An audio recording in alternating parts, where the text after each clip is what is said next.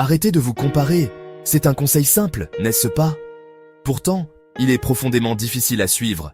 Du moment où nous nous réveillons jusqu'au dernier défilement sur nos téléphones la nuit, nous sommes pris dans un cycle de comparaison silencieux et incessant. Nous brandissons un miroir invisible, non pas pour nous voir, mais pour nous situer par rapport aux autres.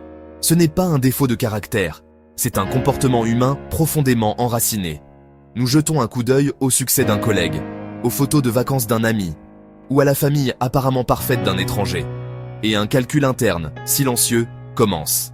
Cet essai vise à comprendre ce calcul, à lever le voile sur nos raisons de comparer, et sur la manière de retrouver notre propre estime de soi. La comparaison est une partie fondamentale de notre ADN social, utilisée depuis des millénaires. Mais l'instinct d'une petite tribu sévit désormais dans un monde de 8 milliards. Le problème n'est pas que nous comparons, c'est l'ampleur et la fréquence. Nous mesurons nos vies ordinaires au meilleur moment de millions d'autres. Se libérer commence par reconnaître l'illusion. Les surfaces polies ne sont pas la vérité complète. La première cause claire est enracinée dans notre biologie et notre psychologie. Nos cerveaux évaluent en permanence notre position au sein d'un groupe. Pour nos ancêtres, cela déterminait l'accès aux ressources, aux partenaires et à la sécurité. Ce besoin n'a pas disparu. Il a changé de contexte. Nous balayons pour savoir si nous sommes en sécurité, valorisés, acceptés. Dès l'enfance, on nous apprend à rivaliser et à nous mesurer à des repères. La société célèbre les gagnants et les histoires de réussite. Rien n'a amplifié cela plus que les médias sociaux. Défilés constants de corps impeccables, voyages exotiques, jalons de carrière, relations idylliques. Nous voyons leurs meilleurs moments et vivons notre réalité non éditée. Planifier un simple week-end paraît soudain insuffisant. Une graine de doute est plantée. Suis-je assez ambitieux? La comparaison déplace notre attention de notre propre parcours vers des repères externes. La comparaison n'est pas intrinsèquement mauvaise. Elle peut parfois servir un but positif. Voir quelqu'un réussir peut être un puissant moteur. C'est la comparaison sociale ascendante quand elle inspire l'apprentissage et la croissance. Le succès de l'autre éclaire un chemin et prouve qu'un objectif est atteignable.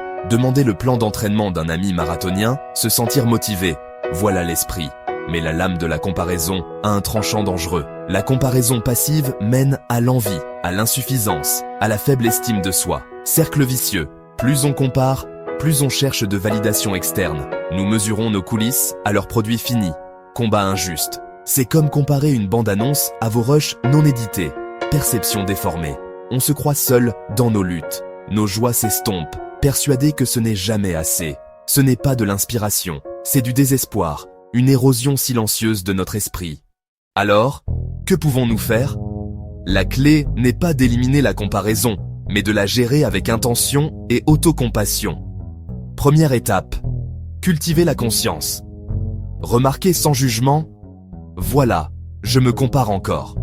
Nommer le comportement crée un écart entre pensée et réaction. Deuxième action, organisez consciemment votre environnement. Vous contrôlez ce que vous consommez. Cliquez sur « Ne plus suivre » ou « Masquer », c'est de l'autopréservation. Suivez la réalité, la vulnérabilité, des définitions diverses du succès. Dans la vraie vie, redirigez ou limitez votre exposition. Troisième action, déplacez le point de référence vers l'intérieur. Comparez-vous à vous-même. Reconnaissez vos progrès, aussi minimes soient-ils. Célébrez vos propres jalons. Tenez un journal de votre croissance. Ce chemin n'est pas la perfection sans comparaison.